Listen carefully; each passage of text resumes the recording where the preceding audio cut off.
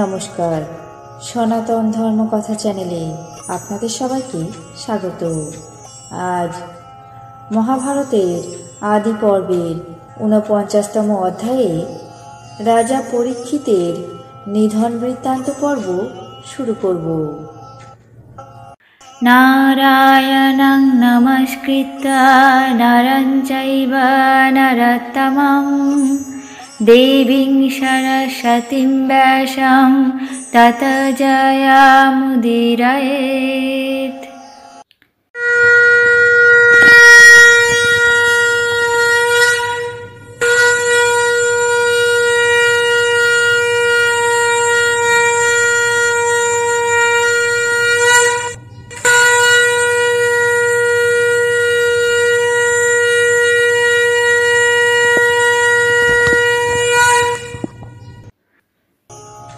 ঋষি সৌনক বললেন, রাজা জন্মেঞ্জয় পিতার স্বর্গারোহণ বৃত্তান্ত মন্ত্রীগণকে যেভাবে জিজ্ঞাসা করেছিলেন, হে সূতনন্দন, তুমি এখন তার সবিস্তারে কীর্তন করো।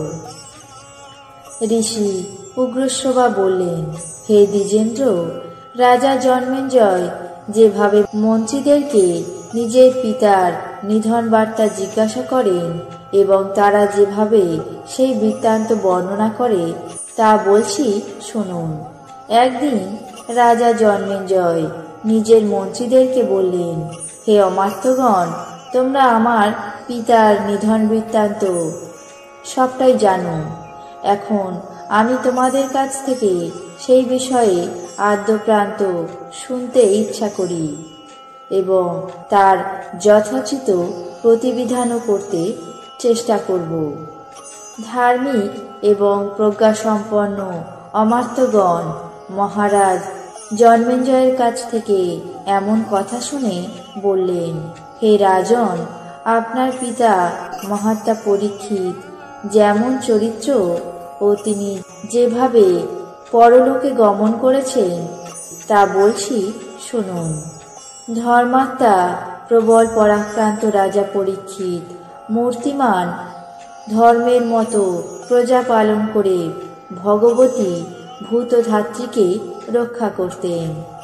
তার রাজত্বকালে ব্রাহ্মণ, ক্ষত্রিয়, বৈশ্য, শূদ্র এই 4 বর্ণ নিজ নিজ ধর্মে অনুরক্ত ছিলেন।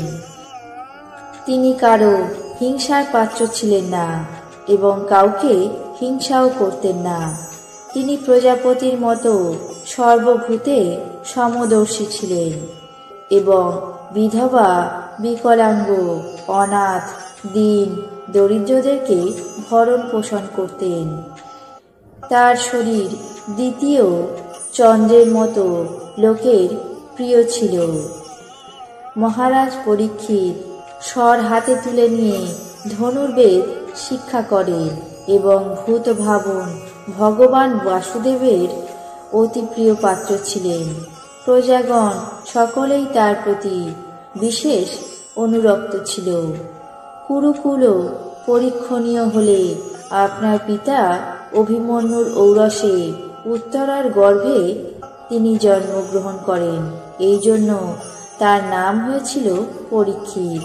তিনি রাজধর্মে সুনিপুণ, নীতিশাস্ত্রে পারদর্শী, জিতেন্দ্রীয়, মেধাবী এবং ষড়বর্গ বিজেতা অর্থাৎ ষড়রিপু জয় করেছিলেন।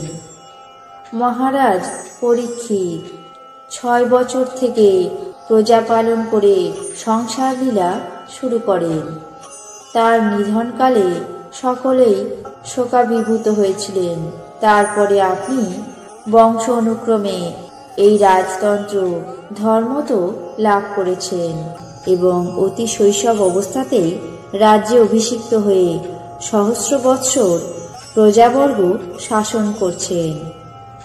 রাজা জন্মেঞ্জয় বললেন, আমার পূর্বপুরুষদের বিচিত্র চরিত্র পর্যালোচনা করে দেখলে মনে হয় এই বংশে এমন কোনো রাজা ছিলেন না যে তিনি প্রজাদের প্রিয় কার্য সম্পাদন করতেন না।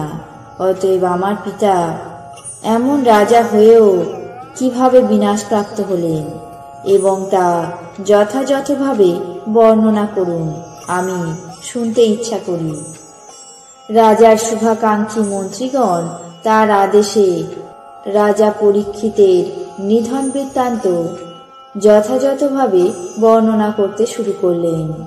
তারা বললেন, হে মহারাজ, আপনার পিতা পাণ্ডুর মতো অসাধারণ ধনুর্ধর এবং মৃগয়া তৎপর ছিলেন।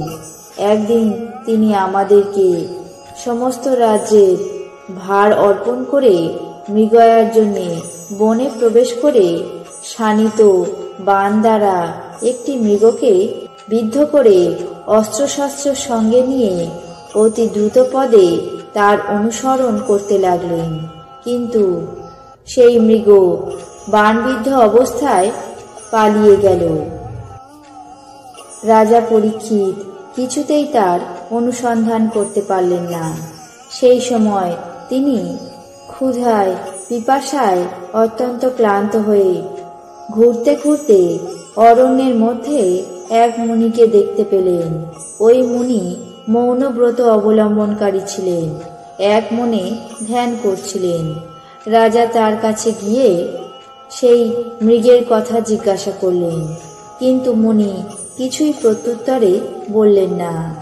রাজা অত্যন্ত ক্ষুধায় এবং পিপাসায় ক্লান্ত হয়েছিলেন, সুতরাং তিনি মুনিকে তার কথায় উত্তর না দিতে দেখে সেই সময় অত্যন্ত ক্রুদ্ধ হয়ে তাকে বধ করতে না পেরে ভূমি থেকে এক মৃত সর্পকে তুলে শুদ্ধচিত্ত মুনিবরের গলায় জড়িয়েছিলেন। তখনও সেই মুনি রাজাকে কোনো কিছুই বললেন না। মৃত সর্প ধারণ করে আগের মতো মৌনব্রত অবলম্বন করে ধ্যান করতে লাগলেন। আজ মহাভারতের আদি পর্বের ৪৯তম অধ্যায়ে রাজা পরীক্ষিতের নিধন বৃত্তান্ত পর্ব এখানেই শেষ করছি। বাকি অংশ আগামী পর্বে পাঠ করে শোনাব। আপনাদের কেমন লাগছে তা অবশ্যই কমেন্ট বক্সে জানাবেন। চ্যানেলটিকে সাবস্ক্রাইব করবেন, লাইক করবেন, শেয়ার করবেন। ধন্যবাদ।